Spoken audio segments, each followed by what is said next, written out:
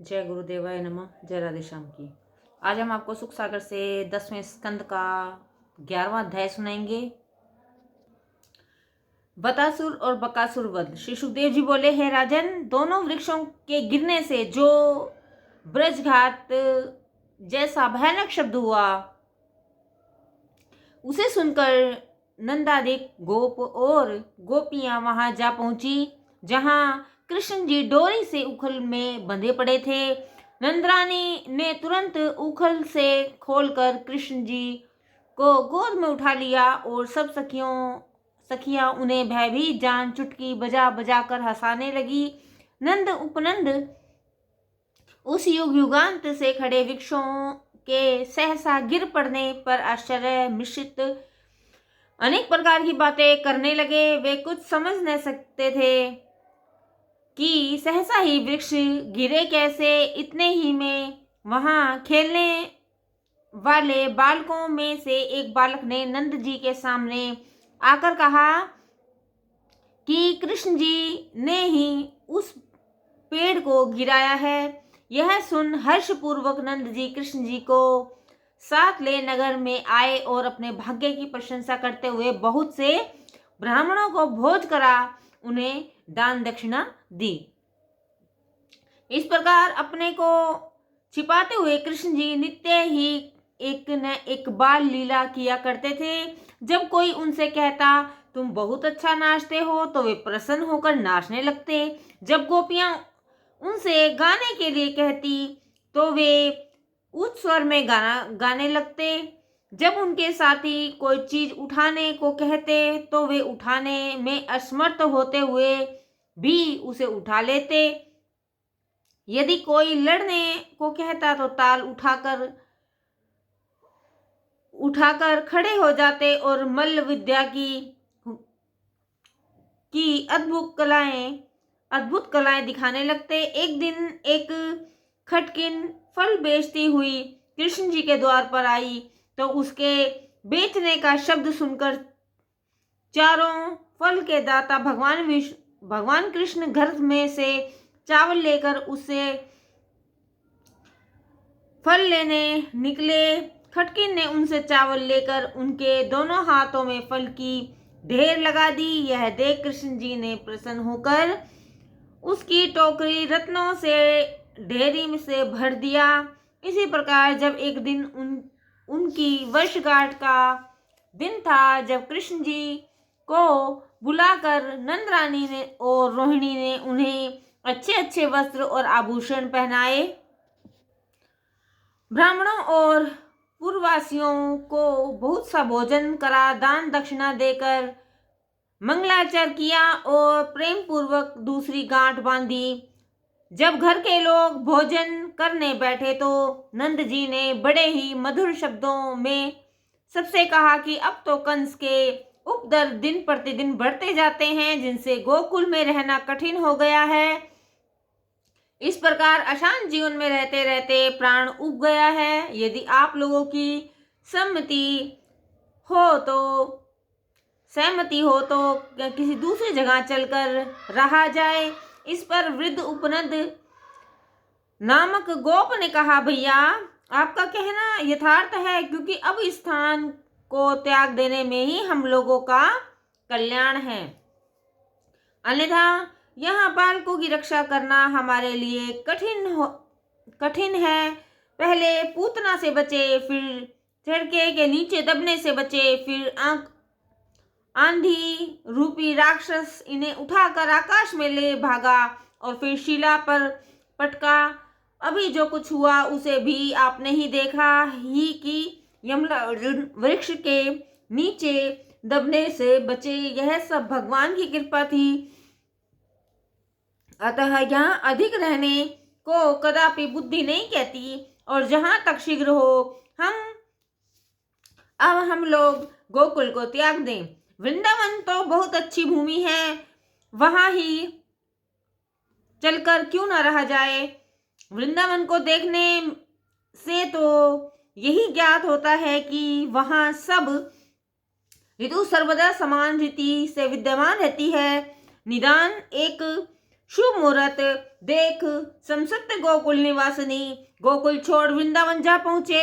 वहां पहुंच नंद जी ने वृंदा देवी को नमस्कार कर एक वृंदावन नामक गांव बसाया। कृष्ण बलराम सहित समसत यदुवंशी वहां सुख से रहने लगे। एक दिन बलराम जी जो वृंदावन की छटा देखने लगे, घटा देखने लगे, उन्होंने अत्यंत प्रसन्न होकर कहा, वृंदावन जैसा पवित्र वन, गोवर्धन जैसा मनोहर पर्वत, यमुना जैसा स्वच्छ जल और ऐसा मनोहर कशार अत्यंत दुर्लभ है। आहो कृष्ण, यह तो हम लोगों के खेलने और दौड़ने के लिए बहुत ही बड़ा और सुंदर स्थान है।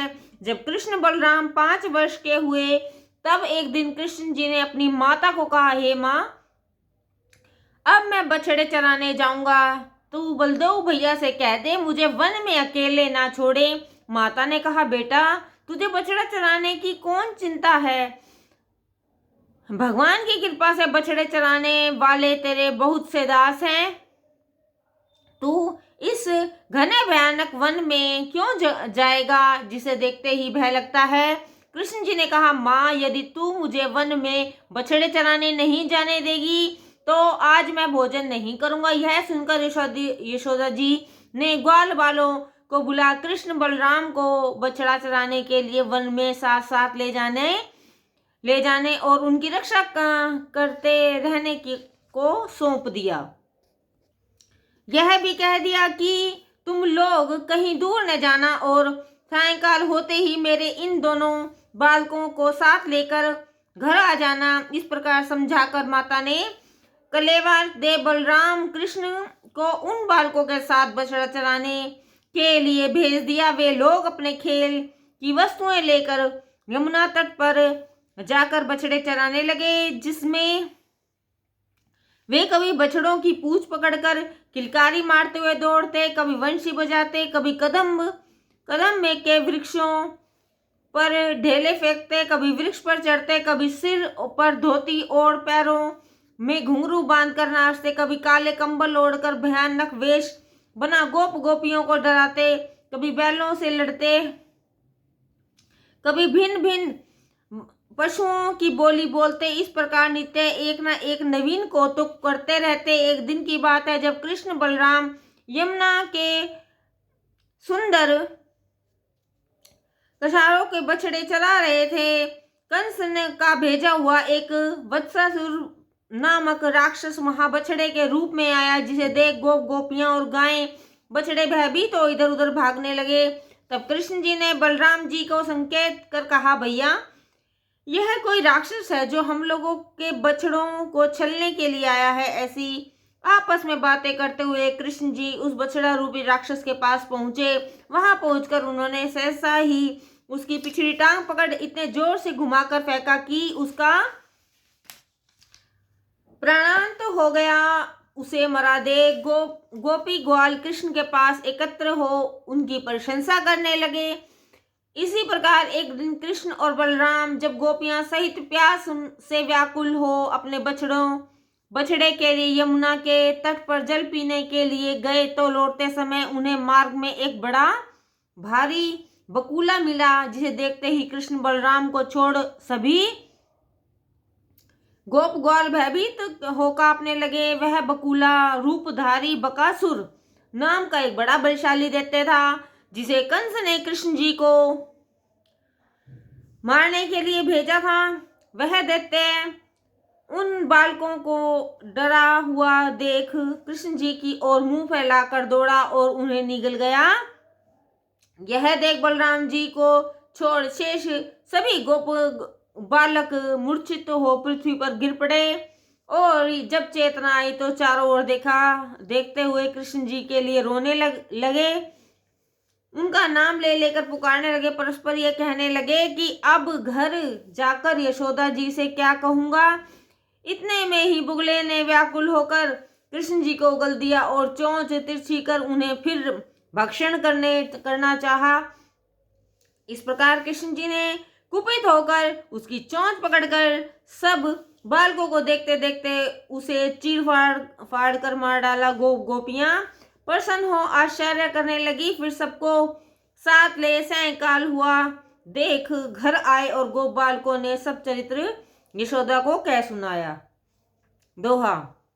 मातु यशोदा कहूँ मैं सूत्र तेरी बलखानी, वत्स बकासुर दुहन को हत्यों बेरी निज जानी। बालकों के मुख पर से श्याम सुंदर भगवान कृष्ण की लीला सुनकर यशोदा जी सहित नंद जी जितने हर्षित हुए उससे कुछ कम हर्ष अन्य गोपियों को न हुआ और आश्चर्यचकित होकर भगवान ने मुखारविंद को देखने लगी। साथ ही उन्हें गर्ग मुनि की कही हुई पहले की बात याद आई जो उन्होंने नारद जी से कहा था। हे नंदराय, यह तेरा बालक साक्षात भगवान का रूप है। फिर तो समस्त ब्रजवासी और गोपियां कृष्ण बलराम के चरित्र को गाकर भव बंधन से मुक्त हो गए। वृंदावन बिहारी कृष्ण ने अपने अद्भुत चरित्रों को दिखाकर सबका मन मोह लिया। जय गुरुदेवाय नमः। जय राधे श्याम की।